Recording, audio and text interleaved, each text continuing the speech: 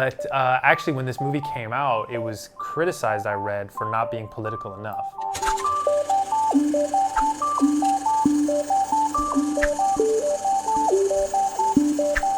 Hey everybody, I'm Nick. I'm a director living in Taiwan. Hey everyone, I'm Luke, cinematographer living in Taiwan. And today we are going to be talking about A City of Sadness, directed by Hou Xiaoxian.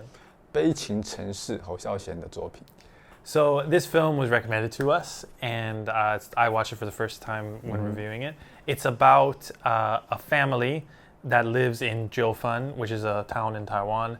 Right after the Japanese leave, they lose the war and they surrender and they give Taiwan back to the Kuomintang government. And then how the transfer of power and like the way that the Kuomintang kind of controlled the island affects this family and the people in this town.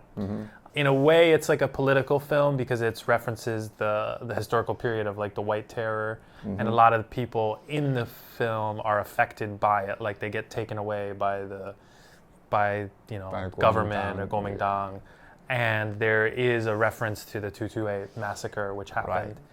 Right. But actually, when this movie came out, it was criticized, I read, for not being political enough. Oh yeah. Because Hou Xiaoxian, I suppose he kind of marketed it and billed it as this is a movie about 228. But you actually never see 228. They just hear it on the radio. No. And so some people criticize it for not being political enough, but I think if you really look at the movie, it's actually a very conscious choice, because I think a lot of what he's trying to say is he's trying to show kind of how you don't see a lot of this power. Like, a lot of people probably weren't at the 228, but they heard about it, Yes. So it's from this perspective of these people, and they hear these stories, and then when people disappear and they're taken away by the government, you don't actually see them get tortured. They're just gone for a little while. Disappeared. Yeah. And then maybe they come back, and then you see the effect of the torture, but you don't see what happens. So there's the idea of storytelling is like there's an omniscient director, which is like there's a god that sees everything. A lot of movies we watch are like this. Like every character, we can see what they're doing, and we're like a god. We can like see every character. And then there's the idea of like a one what is that called? Like first person. So it's like you follow one person, you only see their perspective. But in some ways, I feel like this movie is like it's not a god, but it's not one person, but it's almost like if you were hearing stories from everyone. From the third perspective. Yeah. And so like we're watching it as if this is like pieced together stories of the past. Yes. So it's like we hear about this guy who was taken away, but then we don't know what happened to him because nobody knows. No one shows the image. Right. Yeah. So, and then some other person disappears, and we don't know. We don't see what happens to them. And so I think that's what I love about Hou Xiaoxian is that you can tell that every part of how he constructs the film is in service to his idea about like what is this trying to say, if that makes sense. And he's not pushing too much like what he's supposed to be. Like all the storyline is kind of authentic, it's true, but not over decorated. Yeah. It's kind of. Yeah, for sure. And I think, and he gets criticized because it's very sometimes it's difficult to understand. And I definitely think that if you're going to watch this movie, you need to read about the White Terror beforehand. You have to know a little bit about this. Because otherwise you will not know what's going on. Because he doesn't like explain like this is the White Terror. The Kuomintang was doing this. They took over at this time. The 228 massacre was about this. Like if you watch this movie, you won't get. It's not like Farewell My Concubine or To Live, where you get this sense of like, oh, I know about this history now. It's kind of the opposite. It's like you need to know about the history in order to really appreciate what's happening. Yes.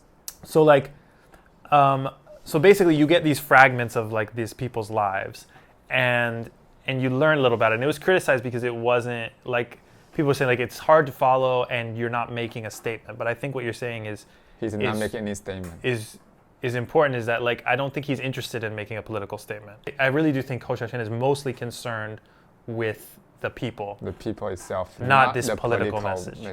Totally agree, because I knew this movie for ages, and I thought it was about a political statement about how the Kuomintang is pressing Taiwanese people. Yeah. But after I watched this movie again, I I realized he's not going to criticize any political group. Power is just shifting. Yeah. So when power is shifting, there's definitely some things are going to happen, and some of the people are going to be affected. So it just happened to one of those families, and he shows you no one is pure evil and no one is pure good. 有一些独立的台湾人是觉得说，你为什么以前拍的电影这么的独立倾向，可是你后来却没有。So like, how come before you made these political films and now you're not making political films? Exactly, but in reality, he's not doing any political film at all. Yeah. I mean, it's just the reality of what's happening in Taiwan at the time, and he's making a movie about the family, and then the drama of the time was centered around this, because that was like the concern with the people is like, am I gonna wake up in the middle of the night and the government's gonna come and take me away? One of our viewers asked us to talk more about framing, so this is for you. Good. You know who you are. So the thing about this movie, and I think it's actually a very, very important part of Ho Xiaxian's films and this movie in general, specifically, is the way that he frames his films, because it's very unique, right? And he kind of invented this style of like being super far back, and kind of observing and doing scenes in really long takes, and kind of keeping the scenes from one angle and not really shifting. Not really like showing multiple angles. So I think that there's a couple reasons. I think there's a lot of reasons why he does this. First is what I said, is that I don't think he wants to be like a god. He doesn't want the perspective of this film to be like, this is a god. This is like, he's making it very clear that this is like one person's one perspective, one story. I mean, it looks like a play kind of in a way. So it's like, this is one perspective. And then another thing that I think he's doing is that there's a real emphasis on the children being born, but they're not actually that big of a, like, he puts up title cards about kids, and like the kids being born is very important, but actually the kids aren't really in the movie. It's about the parents of the kids. But I think what this is like, this is the pieced together stories that the children are telling that they heard about their parents. Yeah, right. And so that's why like the scenes are kind of disconnected, and it's from one angle, and it's not very complete. It's because it's these pieced together stories that they heard, and I love it that it's like some of the scenes are super impactful and some of the scenes are very mundane, because that's how you hear about like your mom and your dad. Like you hear like, my dad was in the hospital and he went crazy and he was freaking out. So you heard that story, but then you other hear the story. Yeah, this one time my mom and my dad were writing notes to each other and passing them back and forth. And it's just this small little scene. Well, I think you're right, because in the whole movie, you can see some of friends, kids going wrong. Like they are kids. They're in the background. Family. So in the whole picture, it's kind of like it's a perspective of someone in a family, but not really engaged in the family. So probably small children, like kids, they're hearing people doing things, but they are not able to engage with them. So that's why they're so far back. So far back and seeing the whole thing. Another interesting thing that I think you could interpret it as is a lot of the time the film is shot like kind of far away, and there's like things in the foreground, and there's like maybe people in front of them. And this is talking about the time of the White Terror, right? So it's all about, people spying on other people and telling the police about it. So it gives you that feeling of like somebody watching. Right. And somebody always paying attention, but they're far away. So they're like, in the next room, and you see the person down the hall and they're talking about something political or like this thing, and there's somebody listening. And so you always have there. I think he's making a connection there as well. I think like someone in the next room listening to what you're saying or watching you, making sure you're not doing something wrong. It also enhances this kind of atmosphere. Yeah. Like really, really, like the emotion, the society is fulfilled with those kind of feelings. Someone is going to watch you, and also reflecting this technique in the movie. Yeah. So also showing you, this perspective view is kind of like someone looking from far away. Yeah. And trying to listen to what you are doing, what you are saying. Or like whenever they're eating dinner, right? So they'll be at a table, and it's like you see it as if you're sitting at another table. Like you see the backs of the people.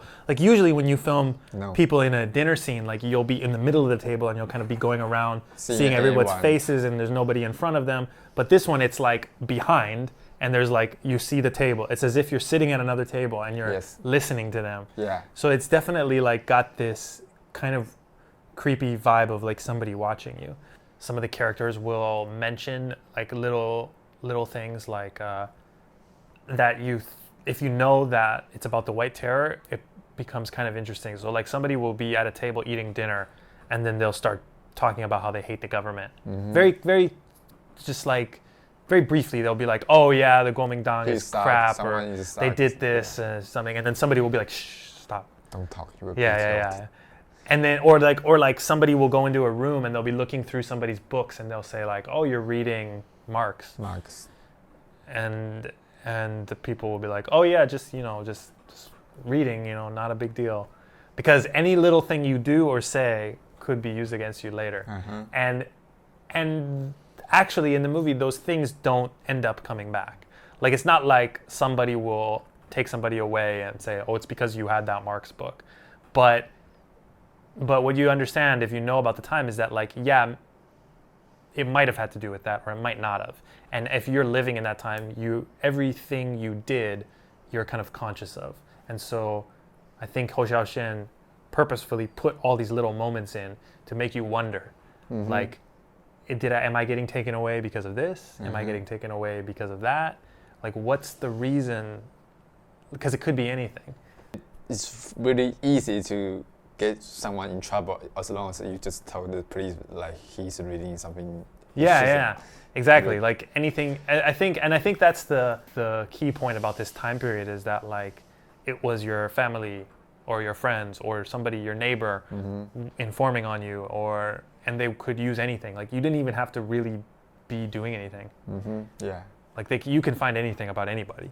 There are definite connections you can make between the story and why it's filmed this way. It's not just filmed that way because it's like that's a different, unique way to film, which I think some people have copied and it doesn't work as well. But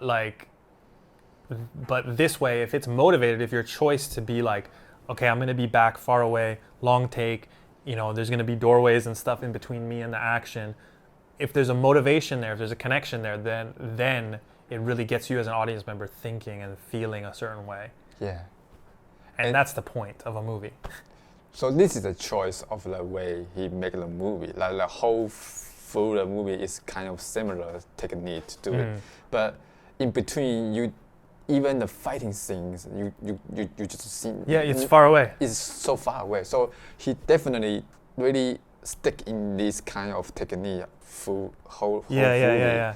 So it's good lesson to us to like sometimes kind of sacrifice for me is for the one who create image, you wanted to have more spicy of the image, right? Right. You wanted to have something more, maybe you can say beautiful or maybe more interesting framing, but you sacrifice this kind of spice of your movie, but 100%.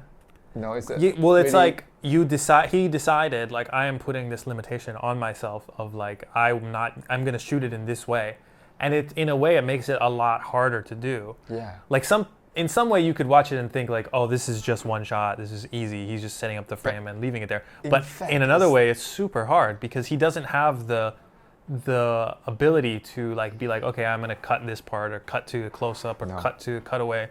Like he's basically just saying, no, I'm gonna set my scene and we're gonna watch it because this is how I want to tell this story. And he does it, like you said, he does it through the whole movie.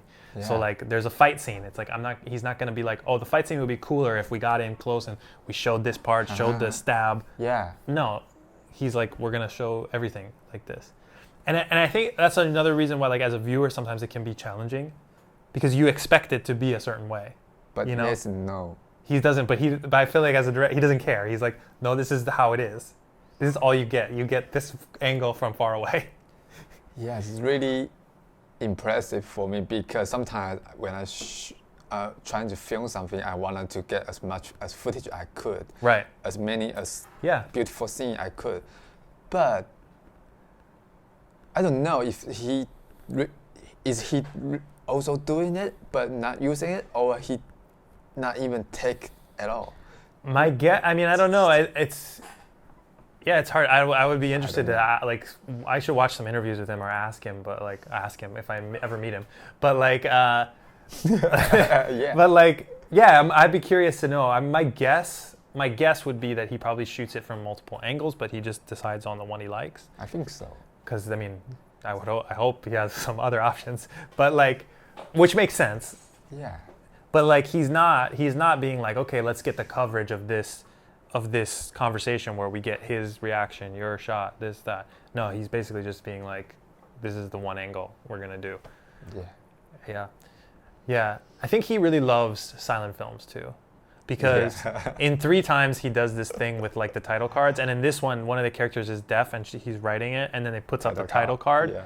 And it gives you this silent film feel. And then that framing too, which is another thing, is that far away, single shot for the scene framing is a lot like a silent film. So I think he definitely really loves this. And he also make a movie, 电影量 is all silent films. So he's just he just loves silent he loves that silent film era.